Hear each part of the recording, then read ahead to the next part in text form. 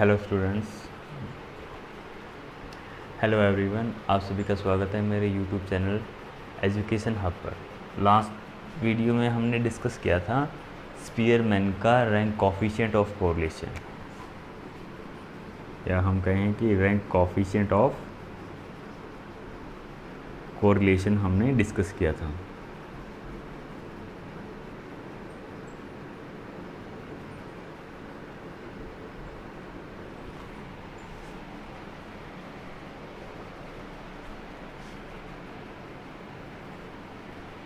अब उसमें फर्स्ट जो हमने डिस्कस किया था वो डिस्कस किया था कि जब हमें रैंक गिवन हो, या फिर वो सिचुएशन हमने डिस्कस की थी जब हमारे रैंक रिपीट नहीं होते। तो अब जो नेक्स्ट सिचुएशन है वो हमारी है रिपीटेड रैंक, इक्वल वैल्यू और रिपीटेड रैंक। अगर ये सिचुएशन हमारे सामने आ जाती है फिर हम क्या करेंगे। देखो, कई बार जैसे हमें सीरीज़ दी जाती है x एंड y, दो सीरीज़ हमें दे दी। अब x में वैल्यू जैसे 10, 12, 15, 15 एंड 18, y में वैल्यू जैसे 7, 8, 8, 8 and 9।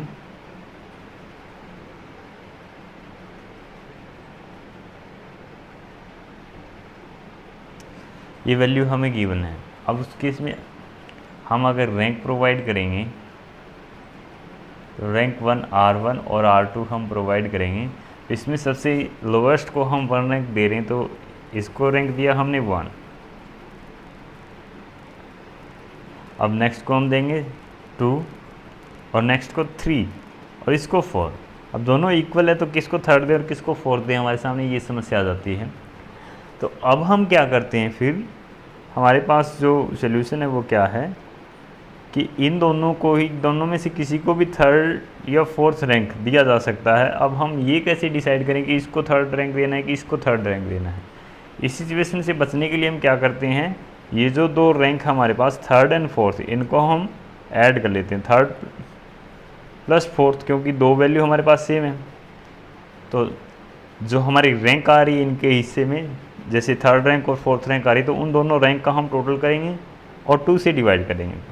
3 + 4 7 divide by 2 that is equal to 3.5। तो अब हम क्या करेंगे, इन दोनों को 3.5 एंड 3.5 रैंक असाइन कर देंगे। ठीक है, तो अगर इक्वल वैल्यू आपके सामने आती है, तो दो इक्वल वैल्यू है तो आप उन दोनों की रैंक का टोटल कीजिए, 2 से डिवाइड कर दिए। और अगर वैल्यू आपके इक्वल 3 है तो तीनों को ऐड कीजिए, तीनों के रैंक को ऐड कीजिए और 3 से डिवाइड कीजिए। इट मीन्स आपको एवरेज रैंक असाइन करने इस सिचुएशन में। ठीक है, अब नेक्स्ट के लिए थर्ड एंड फोर्थ ऑलरेडी हमारे रैंक यूज़ किए जा चुके हैं, तो नेक्स्ट को कौन सा रैंक मिलेगा, 5th। ठीक है, इसको ये रैंक मिल गया 5th। अब इसी तरीके से y के लिए रैंक जब हम असाइन करेंगे, सबसे लोवेस्ट हमारी 7। अब नेक्स्ट के लिए 7 को हमने 1 रैंक दे दिया। नेक्स्ट के लिए 2, 3 एंड 4। अब ये 2, 3 एंड 4 किसी को भी दिया जा सकता था इन तीनों में से। अब हम क्या करेंगे, इन तीनों का टोटल करेंगे, 2 + 3 + 4 डिवाइड बाय 3, क्योंकि अब यहाँ इक्वल वैल्यू हमारी 3 है।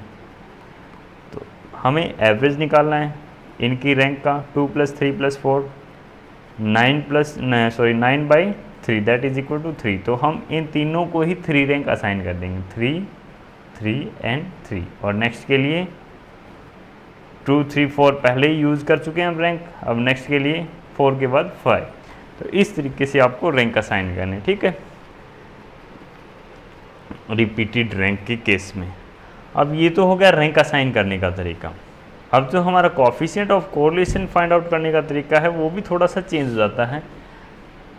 कल हमने जो डिस्कस किया था फॉर्मूला वो क्या था, रैंक कोएफिशिएंट ऑफ कोरिलेशन, या फिर रो इज इक्वल टू आपका क्या था, 1 - 6 इंटू में summation d² divide by n into में n² - 1। ये फॉर्मूला था आपका। अब फॉर्मूले में थोड़ा सा चेंज आएगा। वो चेंज कहाँ आएगा, समीशन ऑफ d² में चेंज आएगा। हमें इसमें कुछ रेक्टिफिकेशन करना होगा। क्यों करना होगा, क्योंकि हमने कंटिन्यूसली रैंक नहीं दिए, हमने एवरेज रैंक दिया, तो इसीलिए हमें इस वाली जो डिफरेंस का स्क्वायर का समीशन था उसमें हमें कुछ रेक्टिफिकेशन करनी है। वो किस तरीके से की जाएगी, बिल्कुल सिंपल सा। अब आपको क्या करना है, अब आपको जो फॉर्मूला बन जाएगा वो क्या बन जाएगा, रो या rank coefficient of correlation is equal to क्या होगा, 1 माइनस 6 इंटू में summation of D square plus 1/12 into में एम के cube minus M divide by N into में एन स्क्वायर माइनस 1। अब ये आप फॉर्मूले में क्या कर दोगे, ऐड कर दोगे। ये वाली चीज़ आपको समीशन डी स्क्वायर में ये वाली वैल्यू ऐड करनी है, 1/12 इंटू में एम के क्यूब माइनस एम। अब एम यहाँ क्या है, एम इज इक्वल टू क्या है, नंबर ऑफ इक्वल वैल्यू और रिपीटेड रैंक। एम क्या है, नंबर ऑफ इक्वल वैल्यू है या फिर रिपीटेड रैंक है। अब एम देखो यहाँ इक्वल वैल्यू क्या है, यहाँ 15 कितने टाइम रिपीट हुआ है, 2 टाइम रिपीट हुआ है, तो यहाँ एम इज इक्वल टू क्या होगा, 2। अब यहाँ देखो 8 वाई सीरीज में 8 जो वैल्यू वो हमारे कितने टाइम रिपीट हुए, 3 टाइम। तो नंबर ऑफ इक्वल वैल्यू कितनी है, 3 है, या रिपीटेड रैंक आपका कितना है, 3 टाइम आपका रैंक रिपीट हुआ है। तो यहाँ m की वैल्यू क्या है, 3 है, ठीक है। अब एक चीज़ और आपको ध्यान में रखनी है, वो क्या है, ये आपने जो इसको वैसे फैक्ट बोल देते हैं, f से डिनोट करते हैं, ये एक f की वैल्यू आपने नोट की है। ये एक f की वैल्यू x में एक बार रिपीटेड वैल्यू के लिए, जैसे यहाँ रिपीट हुआ 15 रिपीट हुआ आपका, एक ही वैल्यू रिपीट हुई 2 बार। अब उसके बाद अगर आपकी जो सीरीज़ है वो कुछ इस तरीके से बन जाती है, जैसे 15 के बाद 18 और फिर 20 एंड 20 एंड 20, इस तरीके से फिर से एक वैल्यू और रिपीट हुई है, तो यहाँ वैल्यू कितनी रिपीट होगी टोटल, x और y सीरीज में मिला करके एक वैल्यू ये रिपीट हो रही है, उसके बाद ये रिपीट हो रही है और उसके बाद ये रिपीट हो रही है। तो 3 बार हमारी रिपीटेड वैल्यू आई है टोटल दोनों इक्वेशन में। तो हम ये जो एडिशन हम कर रहे हैं ये 3 टाइम हमें करना होगा। इट मीन्स अगर इस सीरीज़ में आगे की जैसे रैंक के लिए वैल्यू मैं यहाँ लिख देता हूँ 10, 15 और 18, अगर ये वैल्यू हो आपके पास, तो जो वैल्यू रिपीटेड है वो 15, 20 और 8 हैं, तो 3 बार वैल्यू आपकी रिपीट हुई है, कोई ना कोई वैल्यू 3 बार रिपीट हुई है। तो अब आपको क्या करना होगा, आपका जो कोफिशिएंट ऑफ कोरिलेशन का जो फॉर्मूला होगा वो इस तरीके से होगा, 1 माइनस 6 इंटू में summation D square plus 1/12 M into में एम के cube minus M plus 1/12 into में एम के cube minus M plus 1/12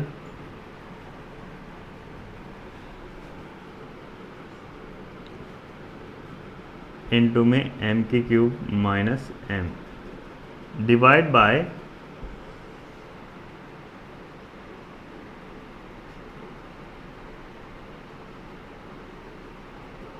N into में एन स्क्वेयर माइनस 1। ये फॉर्मूला आपका रहने वाला है। यानी कि जितनी बार वैल्यू रिपीट हो रही है दोनों सीरीज में कुल मिलाकर के, उतनी ही बार आपने ये एडिशन रिपीट करना है। अब जैसे वैल्यू 3 बार रिपीट हुई, 3 बार से सेम वैल्यू आपकी दोनों सीरीज में मिला करके आई, तो आपने 3 बार ये एडिशन किया। तो इस तरीके से आप क्या करोगे, rank coefficient of correlation find out करोगे अगर आपके पास सीरीज़ में इक्वल वैल्यू है या रिपीटेड रैंक आते हैं। अब इस पे बेस एक क्वेश्चन हम सोल्व कर लेते हैं ताकि और क्लियर हो जाए।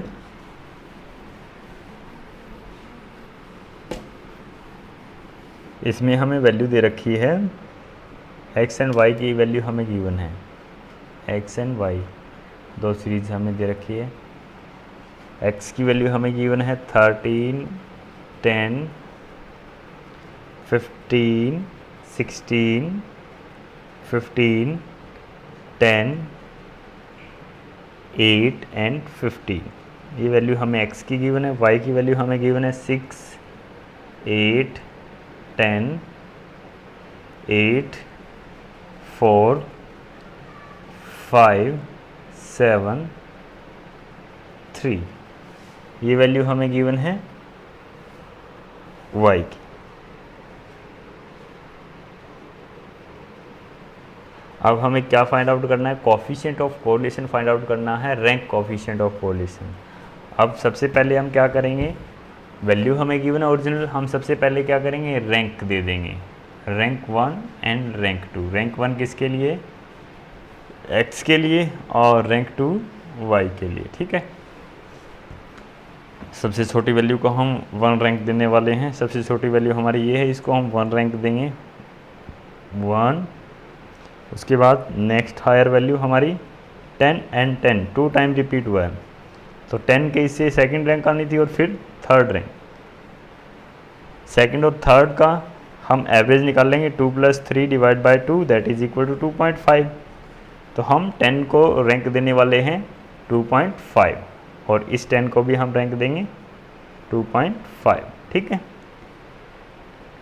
अब सेकंड एंड थर्ड रैंक का यूज़ हमने कर लिया। अब उसके बाद नेक्स्ट रैंक हमारी कौन सी है? फोर्थ नेक्स्ट हायर वैल्यू को मिलेगी।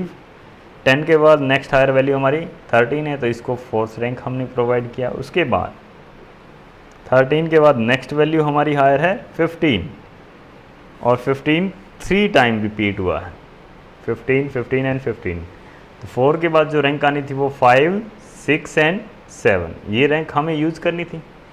अब हम क्या करेंगे, इनका एवरेज यूज़ करेंगे। इनका एवरेज अगर हम निकाल लेंगे तो वो आएगा 6, तो हम इन सभी के लिए 6 रैंक यूज़ करने वाले हैं, 6, 6 एंड 6। ठीक है, क्योंकि इन तीनों का टोटल करेंगे फिर 3 से डिवाइड करेंगे तो वो हमारा 6 ही आएगा एवरेज।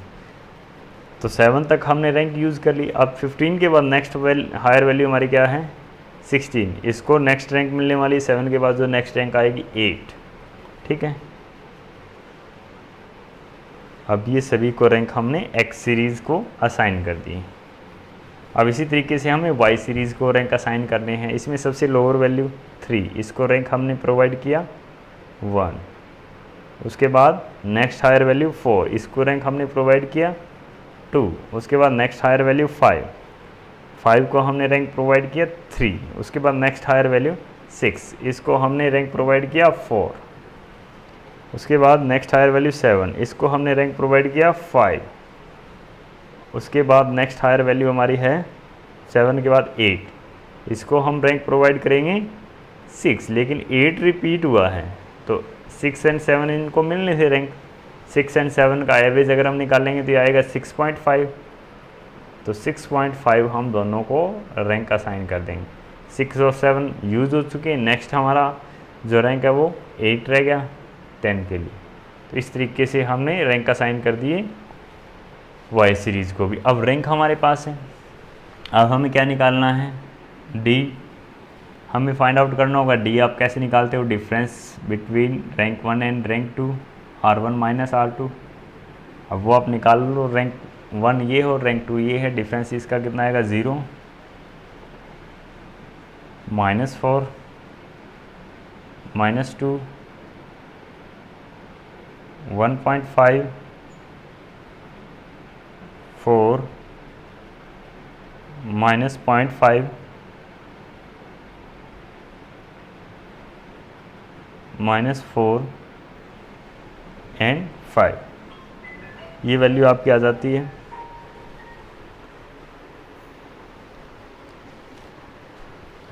अब d को आप क्रॉस चेक कर लो कि आपका d ठीक है कि नहीं, क्योंकि समीशन d हमेशा 0 आना चाहिए। तो आप चेक कर लो 0 आ रहा है कि नहीं आ रहा। माइनस के ये आपके हो गए 4 और 2 6 और 10 10.5, और प्लस के 5 और 9 10.5, बिल्कुल ठीक है। उसके बाद आपको क्या करना है? डी स्क्वेयर आपको फाइंड आउट करना होगा। डी स्क्वेयर, 0 का स्क्वेयर 0, 4 का स्क्वेयर 16, 2 का स्क्वेयर 4, 1.5 का स्क्वेयर 2.25, 4 का स्क्वेयर 16, 0.5 का स्क्वेयर 0.25, 4 का स्क्वायर 16 और 5 का स्क्वायर 25। टोटल कर लो इसका 20 और 36 38 38 40 54 54 और 25 79 79.5 79.50 ये इसका टोटल आ जाएगा। समीशन ऑफ डी स्क्वेयर आपके पास अब आ गया, एन आपके पास है। अब एम आप फाइंड आउट कर लो, एम आपका क्या है। सबसे पहले देखो यहाँ आप M1 M2 और M3 इस तरीके से यूज़ कर सकते हो ताकि डिफ्रेंशिएट कर सको कि पर्टिकुलर m की वैल्यू क्या है। फर्स्ट देखो हमने जो रिपीटेड रैंक थी हमारी वो थी 10 के लिए रिपीटेड रैंक हमने यूज़ की थी। 10 2 टाइम रिपीट हुआ था तो M1 की वैल्यू आपकी कितनी है 2। उसके बाद नेक्स्ट देखो 15 आपका रिपीट हुआ, 15 कितने टाइम रिपीट हुआ 3 टाइम, तो m की वैल्यू आपकी कितनी है 3। उसके बाद नेक्स्ट देखो, नेक्स्ट उसके बाद आपका रिपीट हुआ 8 आपका रिपीट हुआ कितने टाइम 2 टाइम, तो नेक्स्ट M3 की वैल्यू आपकी क्या है 2। ये m की वैल्यू आपके पास है। और उसके बाद टोटल मिलाकर के कितनी वैल्यू रिपीट हुई वो आप पता कर सकते हो, 1 2 एंड 3। तो 3 टाइम आपको क्या करना होगा उस फॉर्मूले में ऐड करना होगा। तो फॉर्मूला हमारा क्या था आर के या फिर rho is equal to 1 minus 6 into में summation D square. Summation D square हमारा कितना आया 79.50 प्लस 1/12 इंटू में m1 हमारा कितना है इंटू में m1 की cube minus m1 plus 1/12 into में m2 की cube minus m2 plus 1/12 into में m3 की cube minus m3 divide by n हमारा कितना है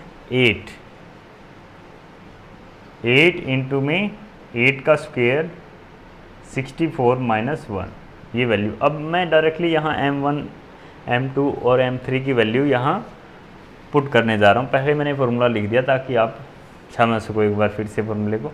अब मैं यहाँ m1 की वैल्यू, हमारी m1 की वैल्यू कितनी थी 2 की क्यूब 8 माइनस 2, ठीक है।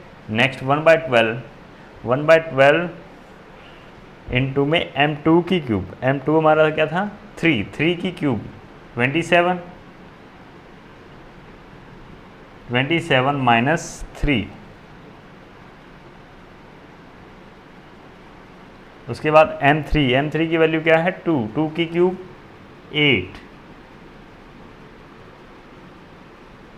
8 माइनस 2 ये वाली वैल्यू हमने रख दी। अब इस फॉर्मूले को हम सोल्व कर लेते हैं। अगेन जब हम सोल्व करके लिखेंगे 1 माइनस 6 इंटू में इसको जब हम सोल्व करेंगे ये 6 रह गया, यहाँ से 2 पे कैंसिल हो गई, 1/2 रह गया यहाँ का, यहाँ 27 में ये 24 हो गया, ये 2 आ गया 1/2, ये 2 आ गया। इसके नेक्स्ट का 6 से ये 2, तो अब हम लिख सकते हैं 79.50 प्लस इसको जब हमने सोल्व किया था तो ये आया था 1/2 प्लस इसको जब हमने सोल्व किया ये आया 2 प्लस 1/2 प्लस 1/2 1 और 2 3, इसमें 3 हमें ऐड कर देना है, डिवाइड बाय 63 इंटू में 8, ठीक है। अब नेक्स्ट फिर से हम सोल्व करके लिख देंगे इसको 1 माइनस 6 इंटू में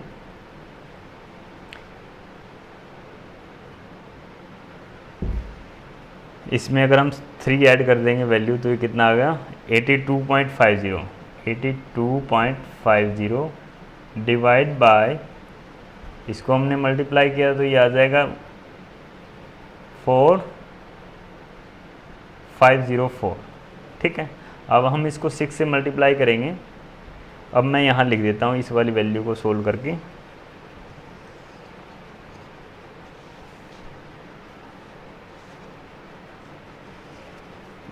वन माइनस 6 से जब हम मल्टीप्लाई करेंगे 0 0 5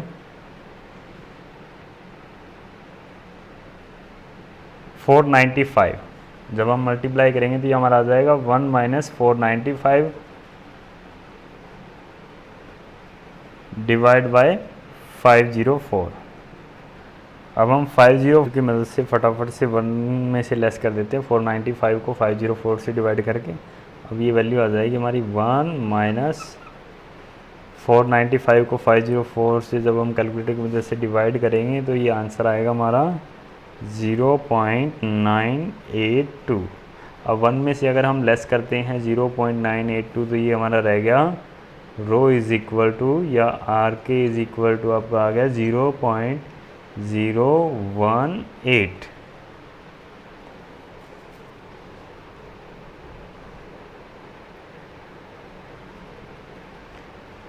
कोएफिशिएंट ऑफ कोरिलेशन की वैल्यू हमारी ये आ गई। तो इस तरीके से आपको क्वेश्चन सोल्व करने हैं।